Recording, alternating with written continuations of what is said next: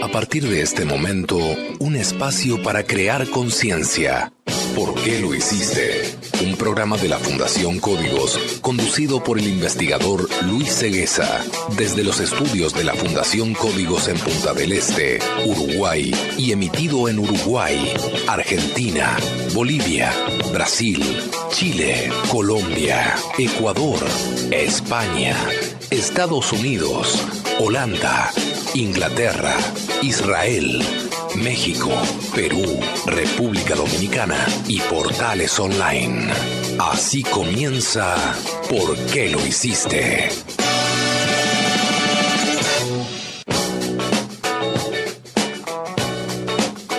Muy bienvenidos amigos nuevamente a ¿Por qué lo hiciste? Un programa que se transmite desde la ciudad de Buenos Aires, desde los estudios de la Fundación Códigos en Capital Federal, República Argentina, para las 223 emisoras que integran nuestra prestigiosa cadena ECO en 16 países. Esto es ¿Por qué lo hiciste?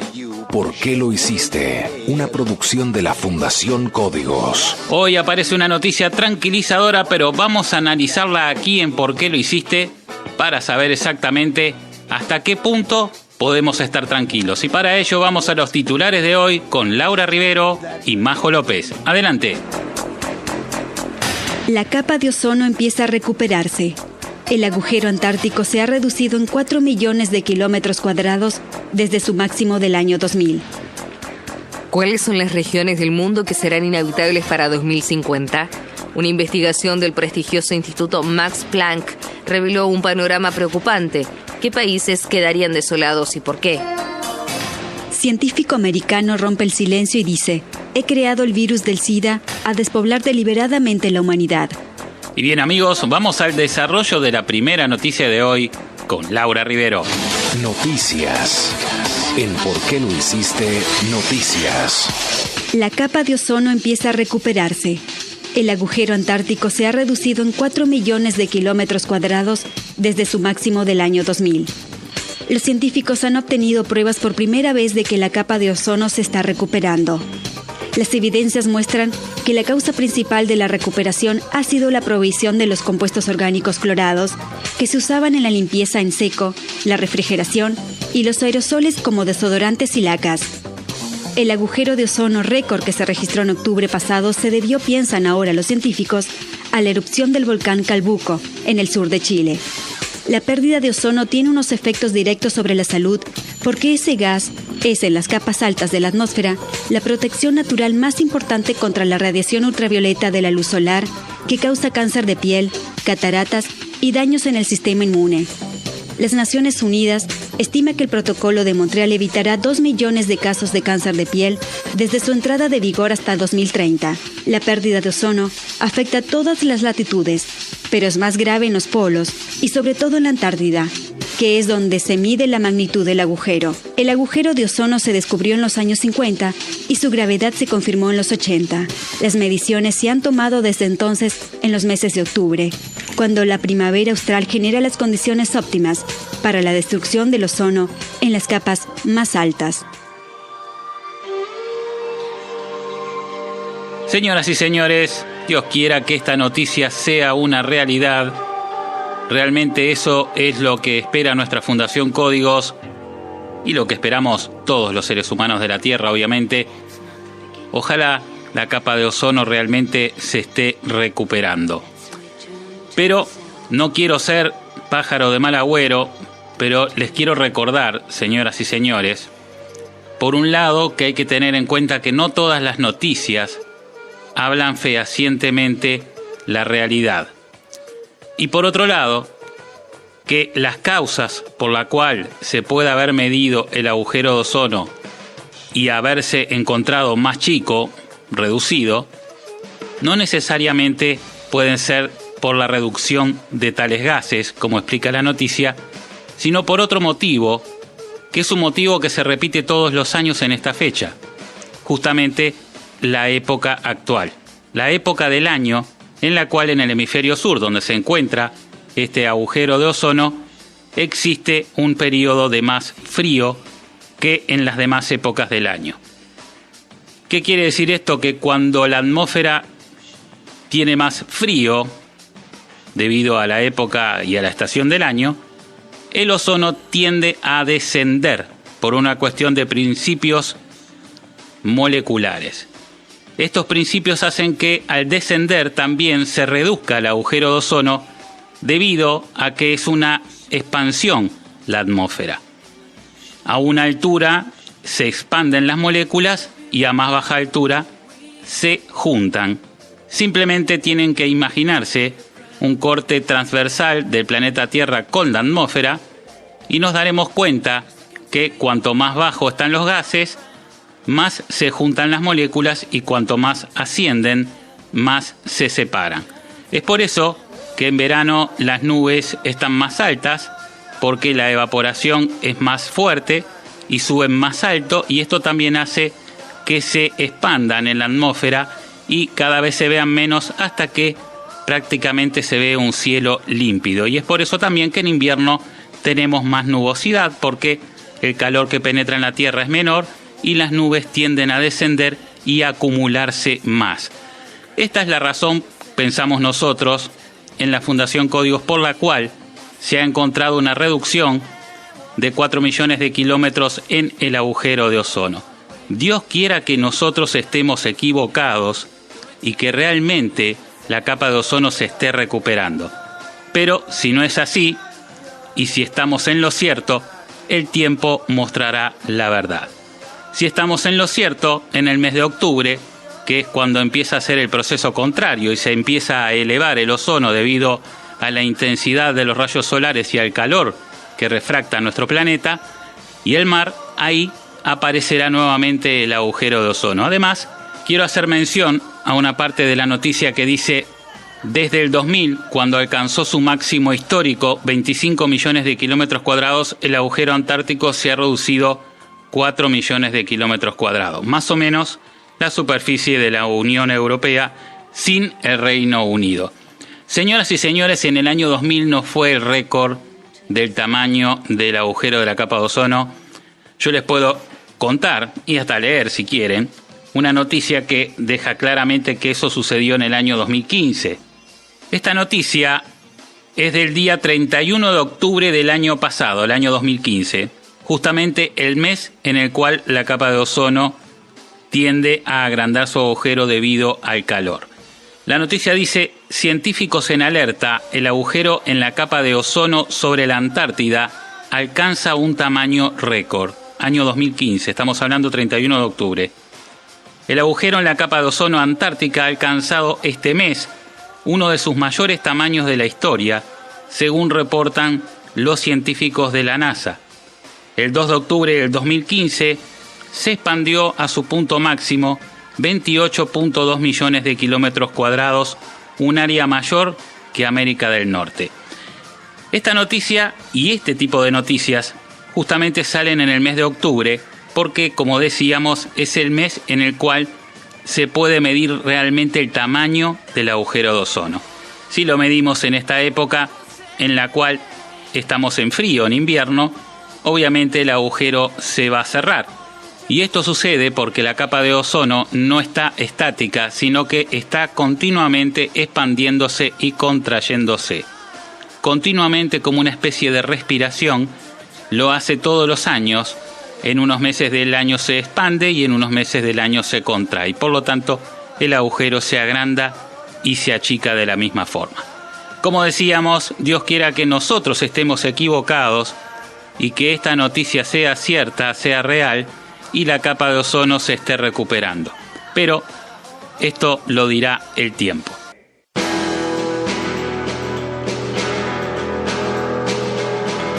Ideas que cambiarán el mundo. La industria automotriz ya cuenta con diseños que reducen el impacto ambiental. Ahora le toca el turno a la industria aeronáutica, que si bien ha ido mejorando progresivamente la eficiencia del combustible durante décadas, su consumo excesivo llevó a un replanteamiento de la situación que resuelve con eficacia y celeridad este tema.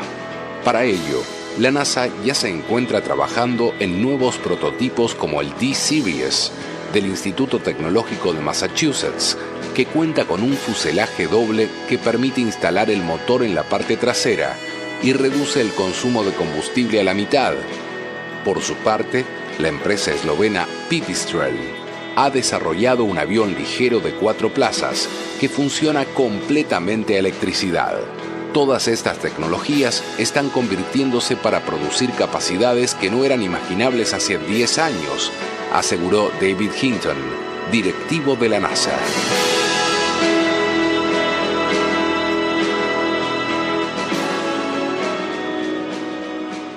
De esta noticia tranquilizadora, entre comillas, en la cual nos dicen que el agujero de ozono se está recuperando y se adjudica dicha recuperación al protocolo de Montreal hecho en el año 1989. En ese protocolo firmaron muchos países un acuerdo para reducción de los CFC, gases que provienen del freón 12, por ejemplo, de las heladeras y aires acondicionados, y también provienen de otros elementos hechos por el ser humano, como son los aerosoles, y también por otro tipo de obras hechas por el hombre que llevan justamente a la emisión de este tipo de gases. Nosotros lo explicamos varias veces aquí en ¿Por qué lo hiciste? Entendemos que los clorofluorcarbonados, los CFC, ocasionan un daño químico en la atmósfera, sobre todo al ozono, pero también entendemos que la responsabilidad de este daño corresponde a un porcentaje bastante pequeño comparado al daño que hacen los motores de combustión interna. ¿Por qué entonces la comunidad científica habla de los CFC y no habla del daño que hacen los motores de combustión interna? Usted se podrá imaginar la respuesta. Aquí obviamente hay una razón de intereses muy fuertes. Podemos cambiar el sistema de aerosoles, podemos cambiar también el sistema de refrigeración en heladeras y aires acondicionados, pero ya cambiar el sistema de propulsión de los vehículos, cambiar estos motores de combustión interna que son una maquinita que continuamente está gastando combustible y obliga a una gran demanda por el petróleo, por otros que no ocasionan ningún daño, como pueden ser los eléctricos, realmente para los que dominan este mercado y este negocio da para que lo piensen. Es por eso, señoras y señores, que nosotros quisiéramos creer que la noticia es cierta, quisiéramos creer que la capa de ozono se está recuperando, pero realmente dudamos porque siguen habiendo motores de combustión en el mundo, muchísimos más que lo que puede uno imaginar. Estamos hablando de 2.000 millones de motores y estos motores están consumiendo oxígeno a una gran velocidad y este oxígeno está justamente siendo provisto por la capa de ozono, que es nuestro principal reservorio. Vuelvo a repetir, quisiéramos equivocarnos, pero el tiempo nos mostrará si estamos equivocados o no. Y vamos ahora al desarrollo de la segunda noticia de hoy con Majo López. Noticias. En ¿Por qué lo hiciste? Noticias. ¿Cuáles son las regiones del mundo que serán inhabitables para 2050? Una investigación del prestigioso Instituto Max Planck reveló un panorama preocupante. ¿Qué países quedarían desolados y por qué? El cambio climático asusta. Las consecuencias de la desidia humana se manifiestan en eventos meteorológicos tangibles, reales, repetidos y cada vez con mayor periodicidad. Las proyecciones de los efectos del calentamiento global determinaron que para 2050 algunas regiones de Medio Oriente y África del Norte serán inhabitables. Este fenómeno obligará al éxodo de más de 500 millones de personas. Los resultados de la irresponsabilidad de los humanos, según estas especulaciones, asustan. Argelia, Egipto, Sudán, Libia, Siria, Arabia Saudita, Irak, Irán, Yemen y los Emiratos Árabes Unidos son algunos de los países apuntados. Esto es el fruto de una investigación del Instituto Max Planck en sociedad con la Organización Meteorológica Mundial. Aunque las previsiones estudiadas indican que la temperatura media de la Tierra sufrirá solo una variación de 2 grados Celsius comparado con la era preindustrial, la temperatura de algunas regiones aumentarían considerablemente para mitad de siglo. El verano en el norte africano y del corazón de Oriente albergaría en apenas 3 décadas un clima piso de 46 grados Celsius por el día y de 30 grados Celsius por la noche, mientras que la proyección para el próximo siglo enfrentaría una temperatura promedio de 50 grados Celsius en una jornada matutina. El propósito de este estudio era establecer la potencialidad de los peligros a que a corto plazo podrían someter a la población mundial por acción del cambio climático y omisión de su amenaza. El sentido de la inhabitabilidad lo producirá un compuesto de factores intolerables, olas de calor prolongadas, megasequías de duración por décadas y la multiplicación de las tormentas de arena, que engendrarían condiciones hostiles para la supervivencia humana. Esta situación derivaría inevitablemente en grandes movimientos migratorios de una masa poblacional cercana al 500 millones de habitantes. Las olas de calor no solo ocurrirán con más frecuencia, sino que se extenderán por un tiempo superior. En 2005, las investigaciones hallaban 16 días al año como media. Las actuales estimaciones establecen parámetros preocupantes: 80 días de calor extremo para 2050 y 118 días para el próximo milenio. Estos efectos se complementarán con la escasez de agua, la falta de energías para climatización, las dificultades de la industria de los alimentos, más la contaminación del aire enfrascada en polvo del desierto, un fenómeno que aumentó un 70% desde principios de siglo en la atmósfera de Arabia Saudita, Irak y Siria. En la investigación se simularon 26 modelos climáticos diferentes. El contraste entre estos dos escenarios más polarizados no fue significativo. Por eso, tanto en contexto más ideal, con las emisiones de gases de efecto invernadero controladas por fiscalización y estimulación de las políticas de la Cumbre de París de la ONU, como en el que la biosfera estaría regulada por el modelo regido por los negocios, el peor escenario. En ambos casos, las condiciones arribadas son igual de inquietantes. Según el estudio, en 2100 hará 50 grados Celsius durante el día. Sea como fuere, el panorama es desolador. Según los primeros estudios, la Tierra ya tendría a mediados de este siglo áreas imposibles de habitar por relación directa a los efectos del cambio climático. 3 décadas quedan para que el alza de las marcas térmicas obligue a migraciones masivas desde Oriente Medio y el norte de África, otras víctimas más del calentamiento global de la Tierra. Seguramente algunos de ustedes habrán visto alguna vez lo que significa un planeta de nuestro sistema, Estamos hablando de planetas de nuestro sistema que gracias a la tecnología de hoy hemos podido ver fotos y hasta videos. Vamos a poner el ejemplo de Marte. Marte en el día, por ejemplo, durante el día, tiene temperaturas aproximadas a 150 grados de calor. 150 grados de calor, imagínense. Pero al caer el sol, la temperatura empieza a bajar muy rápido y desciende hasta la cifra de 200 grados bajo cero y a veces más. Quiere decir que en un mismo día, este planeta soporta una diferencia térmica de aproximadamente 350 grados. ¿Por qué sucede esto? Porque esto además sucede en casi todos los planetas, obviamente de nuestro sistema. En algunos más el frío que el calor y en otros viceversa, depende de la cercanía al Sol. Esto sucede porque son planetas que carecen de atmósfera. Son planetas que no tienen lo que tiene la Tierra, nuestro preciado aire, nuestra preciada atmósfera. Y sobre todo lo que no tienen es el oxígeno, que es justamente lo que regula esas diferencias térmicas enormes que puede haber en un planeta. Todo esto sucede porque en el espacio, muy cerca de nosotros, las diferencias térmicas son enormes.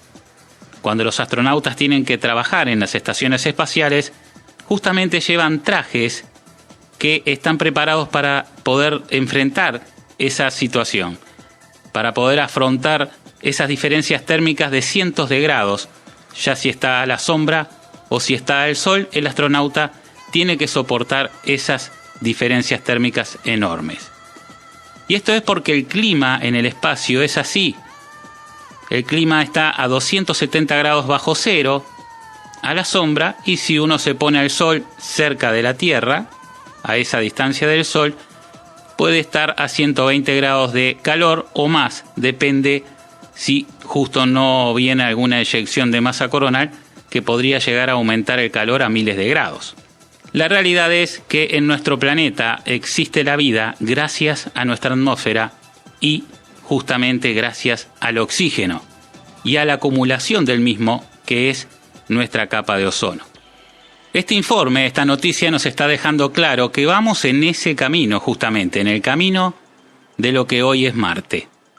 Poco a poco, zonas de la Tierra quedarán despobladas debido a los inmensos calores y sequías.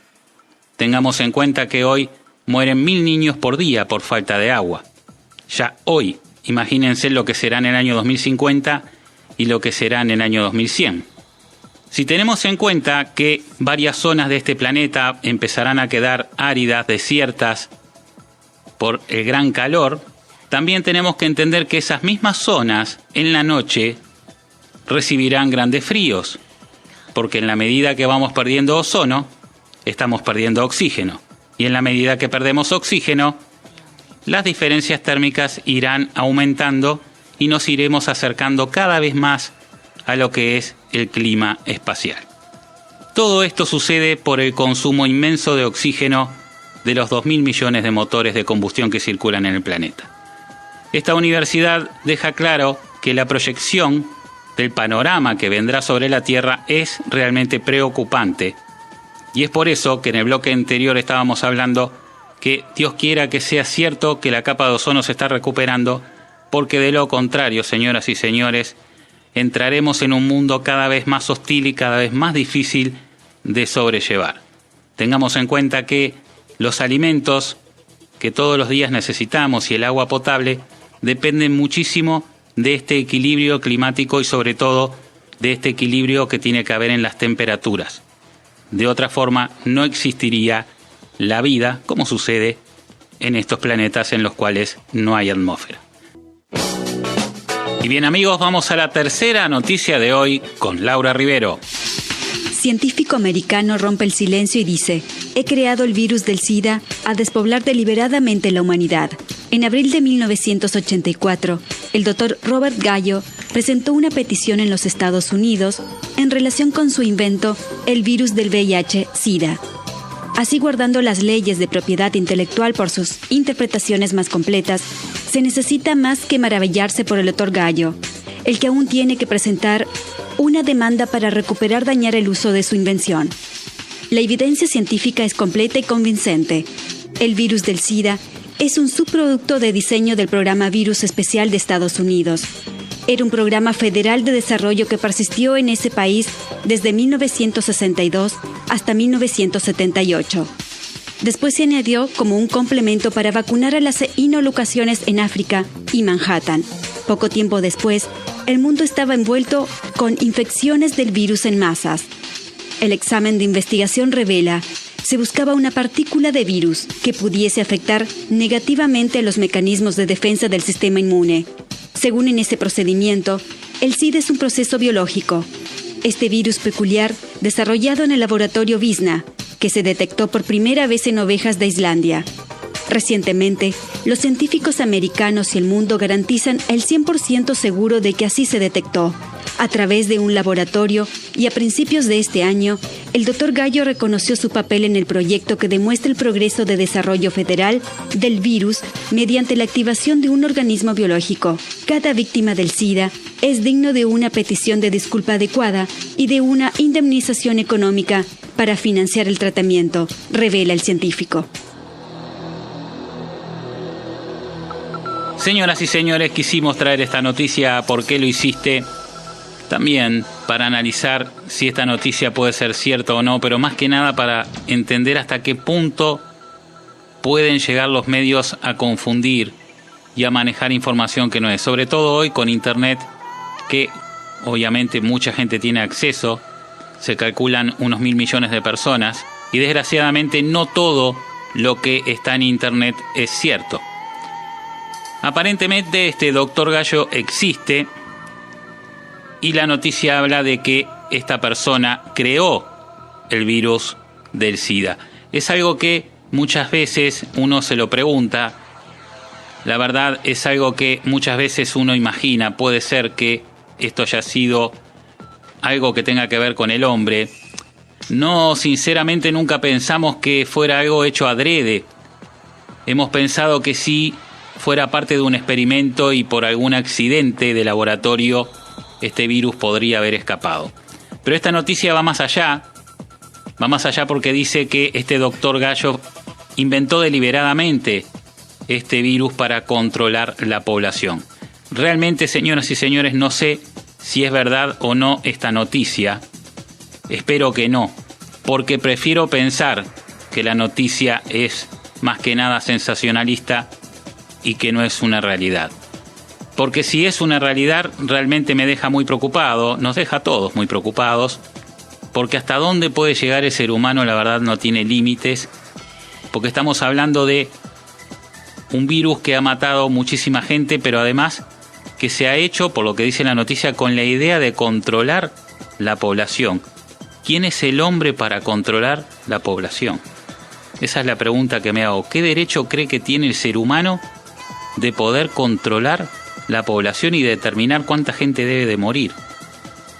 La verdad, como decimos, esperamos que todo esto no sea tan cierto y que, si bien el doctor Gallo existe, la noticia no sea tan real como lo parece.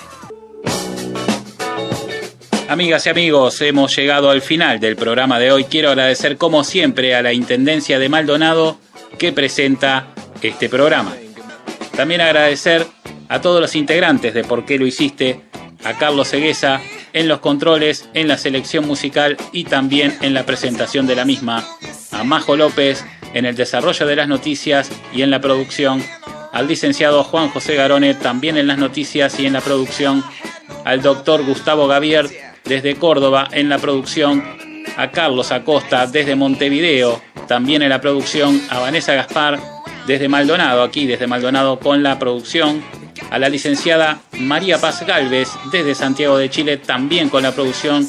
Y Carmen Amelia Ampuero en Lima, Perú, también con la producción. A los ingenieros de sonido que hacen posible esta retransmisión en 207 emisoras en 16 países. También agradecer a los propietarios de las emisoras que nos permiten llegar a ustedes y por supuesto también agradecerte a vos que siempre estás allí. Chau, chau. Hasta aquí te presentamos ¿Por qué lo hiciste? Desde los estudios de la Fundación Códigos de Punta del Este y para Uruguay, Argentina, Bolivia, Brasil, Chile, Colombia, Ecuador, España, Estados Unidos, Holanda, Inglaterra, Israel, México, Perú, República Dominicana y portales online. Será hasta la próxima semana. ¿Por qué lo hiciste? Un programa de la Fundación Códigos.